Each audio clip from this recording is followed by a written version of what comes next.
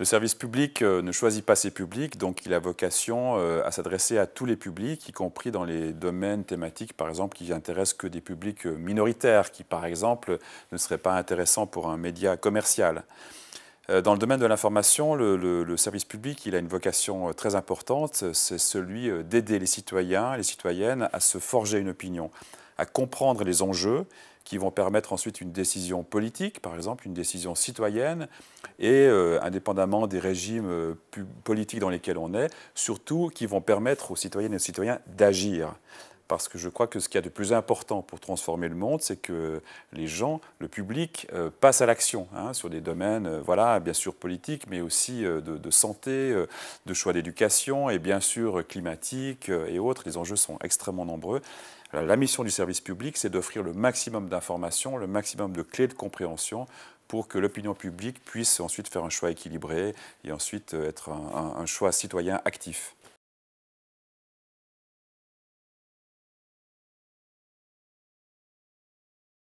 La confiance est essentielle parce qu'un média de service public, il existe par la légitimité publique, par le fait que le public se reconnaît en lui. Il existe aussi parce que tous les publics, comme je disais, l'ensemble du public, lui accorde cette confiance, cette légitimité. Donc la confiance, la crédibilité en termes de contenu journalistique et la confiance est absolument essentielle pour garantir cette audience publique globale.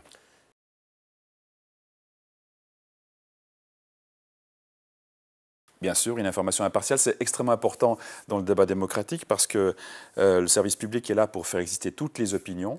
Et d'ailleurs, c'est très intéressant parce qu'on observe que dans les pays où la vie démocratique est la plus vive, c'est là que les médias, en général, sont les plus respectés. Il y a des études très intéressantes qui sont faites dans le monde entier, et par exemple dans le domaine de la Suisse, puisqu'on est ici dans un pays de la démocratie directe, de la démocratie participative, on bénéficie encore d'un crédit très important de la part du public pour les médias.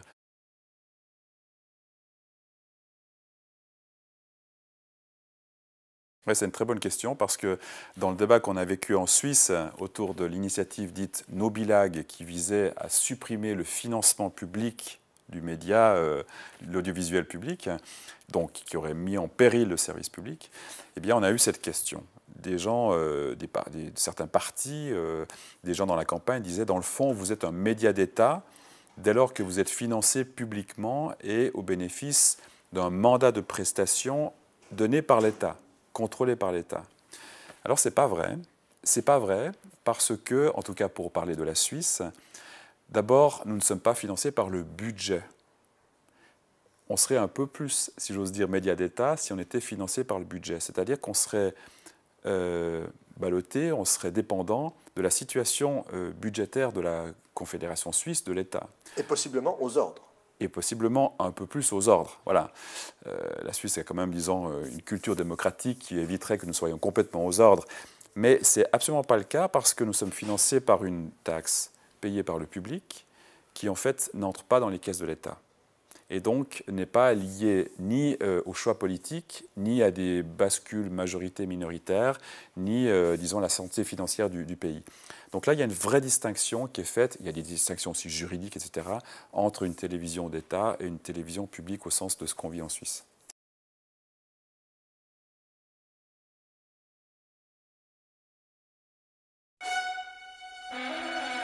Noé a 25 ans. Il l'assure, il ne consomme rien. Ni télé, ni radio, ni offre en ligne financée par la redevance. Le soir, il regarde des séries sur Netflix. Et très fan de hockey, il s'est abonné à des chaînes de sport. Des abonnements qui lui coûtent près de 35 francs par mois. Alors, quand un inspecteur bilag vient lui réclamer 451 francs 50 par an, il ne comprend pas pourquoi il paierait un service qu'il n'utilise pas. Bianca a 27 ans. Elle non plus, elle n'aime pas les visites de l'inspecteur bilag. Mais elle sait qu'elle en a pour son argent. Chaque soir, en cuisinant, elle regarde le téléjournal. Dans la voiture, elle aime écouter sa radio régionale. Et sur les réseaux sociaux, elle partage souvent des vidéos fabriquées par la RTS. Le 4 mars prochain, les deux voteront sur l'initiative Nobilag, qui vise à la suppression du financement public de l'audiovisuel. Si le texte est accepté par la majorité du peuple et des cantons, la Confédération n'aura plus le droit d'encaisser de redevances ni de subventionner les chaînes de radio et télé. Les ménages suisses, eux, ne paieront plus de redevances à partir du 1er janvier 2019. Noé va voter oui. Il trouve que la SSR est un vieux mammouth qui coûte trop cher. Au lieu de financer un monopole, il préfère dépenser son argent pour stimuler l'économie. Pour s'informer et se divertir, les médias privés lui suffiront. Bianca, elle, n'a pas confiance dans les médias privés. Elle craint que l'information soit orientée selon leurs intérêts et qu'ils ne s'intéressent pas à son petit canton. Sa bonne vieille télé suisse, elle y tient, elle a grandi avec. Elle votera non.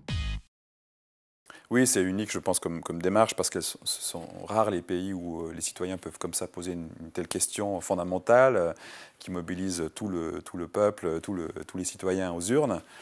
Et puis ça a été vraiment un cas qui a surpris énormément dans les pays étrangers. On a eu, je crois, c'est une des campagnes en Suisse qui a été le plus couverte dans le monde entier, jusqu'aux États-Unis, au Japon, enfin vraiment.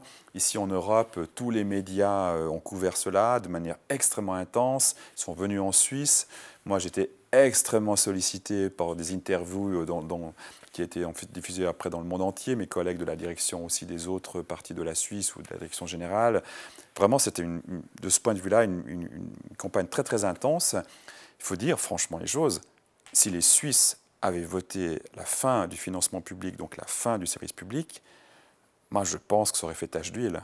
Je pense que ça aurait provoqué un séisme dans l'ensemble des services publics, en tout cas européens, puisque cette question, ces services publics sont aussi, d'une manière ou d'une autre, parfois un peu mis en question, hein, leur financement en tout cas. Hein. On suit les débats, je ne veux pas citer des pays, mais dans tous les pays qui nous environnent, ces questions sont posées. Je vais quand même citer quelque chose. La redevance audiovisuelle est aujourd'hui débattue en France, hein, du fait de l'évolution de la législation, etc. Donc moi je pense que si les Suisses avaient pris démocratiquement cette décision de supprimer la radio-télévision publique, il y aurait eu des conséquences dans les autres pays. Donc ça a été un ouf général de soulagement le 4 mars 2018, le soir même. Quel score ? Par un score vraiment incroyable de 71,6%, 71,6%.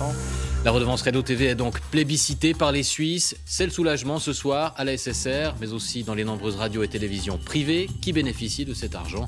Notre reportage en Valais et à Neuchâtel. Franchement, on ne s'y attendait pas. Hein. C'est un plébiscite considérable sur non seulement ce que nous faisons finalement, sur notre existence, mais sur le fait qu'il oui, il faut financer publiquement une radio-télévision dans un pays comme la Suisse.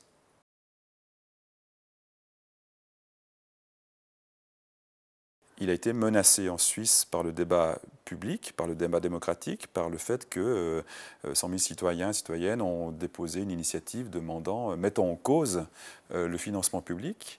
Le financement public qui représente 75%, 75% de notre financement, et donc qui aurait empêché la production de contenu pour gagner le reste de nos financements publicitaires. Là, il était très très clairement menacé. Plus généralement, en Suisse ou dans le reste du monde, on voit que les institutions, en général, sont mises en question.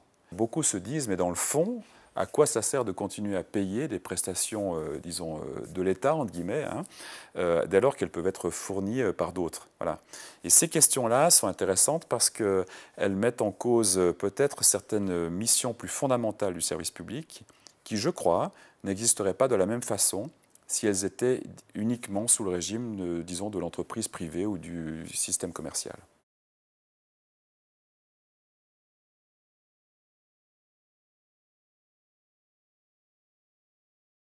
Il y a plusieurs causes à l'initiative No Bilag qu'on a connue en Suisse. Bon, la première cause, c'est pour les prendre dans un désordre d'importance. La première cause, ce sont des jeunes. C'est parti de la part de jeunes de partis de droite qui se sont dit, mais dans le monde de YouTube, dans le monde, disons, des réseaux sociaux, est-ce qu'on a encore besoin d'un média financé par tous ? On se rend bien compte qu'on est une cinquantaine de jeunes qui peuvent changer le monde. Donc c'est quelque chose qui est très très changer le monde. Ben, je crois, c'est un signal assez important qu'on enverrait. Ce serait le premier pays qui enverrait le signal que les médias, la télévision puis la radio à la papa, c'est terminé. Moi, je choisis ce que je regarde, je choisis ce qui m'intéresse. La plupart du temps, c'est d'ailleurs gratuit. Et puis, si je veux payer, je paye mes abonnements. Dans ce monde-là, effectivement, ça paraît un peu anachronique de forcer, entre guillemets, toute la population à payer une redevance audiovisuelle. Deuxième raison à No Bilag, c'est des partis de droite, surtout, et des mises en cause des institutions. Voilà, on remet en cause certaines institutions politiques Et il faut le dire, les médias de service public font partie de ces institutions. Voilà. À quoi moi je répondais toujours que le train c'est vieux, la compagnie nationale de train en Suisse elle est très très ancienne aussi. Est-ce que parce que le fait qu'elle est vieille, est-ce qu'elle est obsolète? Non, elle rend des services. Et donc c'est intéressant parce que le service public peut aussi rendre des services que peut-être d'autres ne rendent pas. Et puis je dirais la troisième raison, c'est la tendance néolibérale. Dans le fond, ce qui fonde la légitimité de votre action, aux yeux de certains, c'est le fait que vous êtes capable d'exister tout seul sur le marché. Si vous avez des succès, vous êtes légitime. Le succès, vous devez le construire par l'entreprise, par le côté entrepreneuriat. Nous ne demandons pas la suppression de la SSR, mais nous voulons qu'elle s'autofinance comme toutes les autres entreprises de médias, par exemple par des appels à des dons ou un système de prépaiement ou des émissions gratuites financées par la publicité. Il y a plein de variantes pour se financer. Ces trois tendances mises ensemble, jeunes, évolution des médias, de la consommation, néolibéralisme, pour le dire comme ça, économie de marché, et puis, disons, certains partis de droite, étaient un cocktail pour nous assez explosif, et la campagne a commencé comme cela.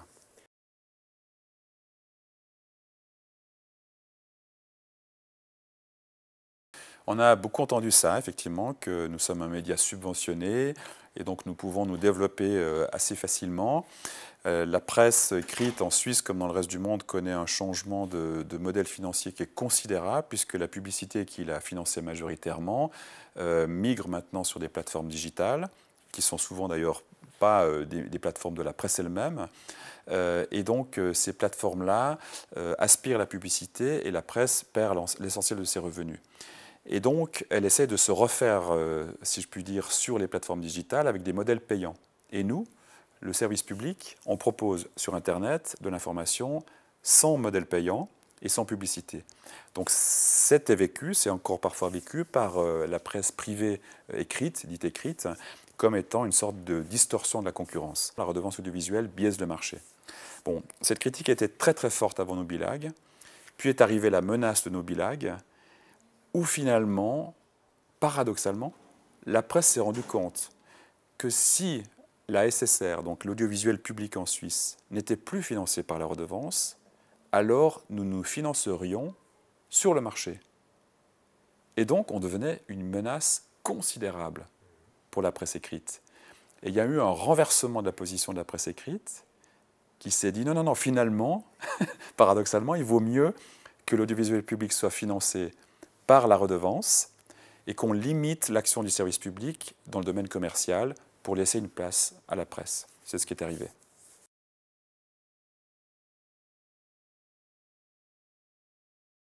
Oui, qu'est-ce qui fait que des habitants de ce pays, la Suisse, qui parlent 4 langues différentes, ont le sentiment quand même de faire partie du même pays? Il y a comme ça quelques valeurs, disons, intrinsèques, des valeurs fondamentales, des identités qu'on partage, au-delà de ces différences culturelles majeures, des différences de langue. Vous vous rendez compte à quel point ça peut être parfois abyssal. Eh bien, franchement, et on l'a perçu dans la campagne, nous sommes un des ingrédients de cette cohésion du pays. Si on supprime le service public audiovisuel, si on enlève la capacité à ce pays de se raconter, tous les jours, toutes les heures, si on enlève ça sur l'ensemble de ces plateformes, de ces chaînes de télévision, de ces chaînes de radio et sur ces plateformes digitales, ce pays, la Suisse, va perdre une majeure partie de son ciment, de son lien.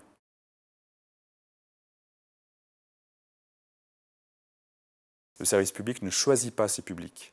Donc, grâce au financement public, du fait qu'on n'a pas d'obligation de performance commerciale, on peut donner aux vieux comme aux jeunes, aux gens qui habitent dans les campagnes comme les gens qui habitent dans les villes, aux gens qui s'intéressent aux domaines qui marchent bien comme aux gens qui s'intéressent à des domaines de niche, la même qualité d'information. Et ça, c'est un thème qui est monté en puissance dans le débat sur le service public en Suisse et qui, à la fin, cohésion nationale, cohésion sociale, a été, si vous voulez, la garantie du succès du service public. Qu'est-ce qu'on va faire de ce résultat et comment l'avenir du paysage médiatique va s'organiser?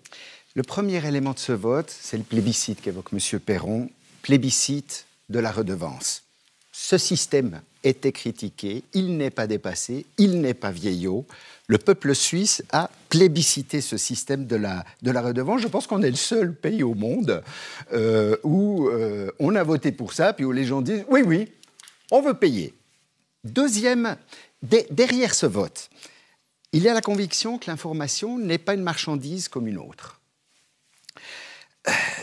On ne peut pas, en tout cas quand on parle radio-tv, et si on pense à notre pays multilingue plutôt petit, on ne peut pas l'abandonner aux forces du marché. Le peuple suisse n'y a pas du tout cru. On voit qu'il y a aussi là derrière l'idée de cohésion nationale. J'imagine qu'elle est chère à beaucoup de gens autour de cette table. Et c'est un élément, c'est une ligne rouge pour le peuple suisse. Il ne faut pas la franchir et je pense qu'elle explique une partie de l'ampleur du résultat.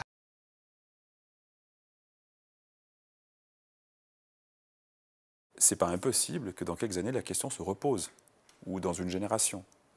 Alors, on ne va pas attendre cette situation-là. Et donc, on a tiré les leçons du débat public, de la discussion qu'on a eue avec le public et le monde politique, et on a décidé d'abord d'être différent des médias privés et d'être différent de la concurrence étrangère. Parce que si nous ne sommes pas différents, nous ne sommes pas légitimes. Nous ne sommes pas légitimes pour le financement public.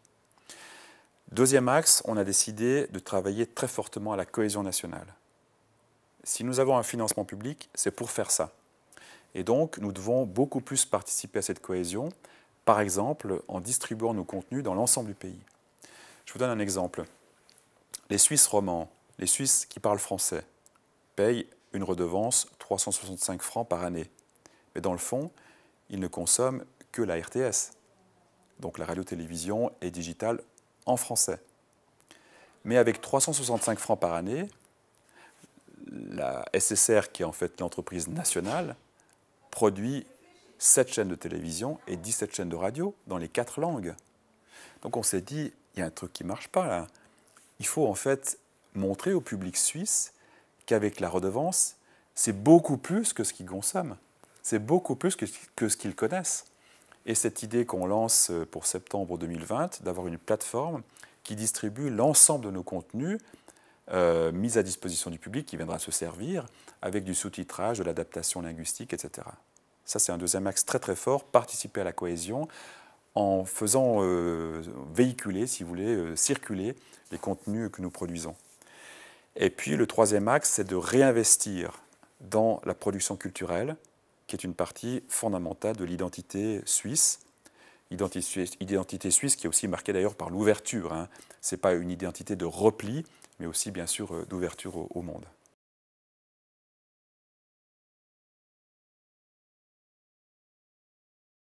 Pour la Suisse, une énorme catastrophe, parce que la Suisse est un trop petit pays, comme je disais. Aucun des marchés n'est capable de produire autant d'informations que ce que nous produisons, avec cette qualité-là.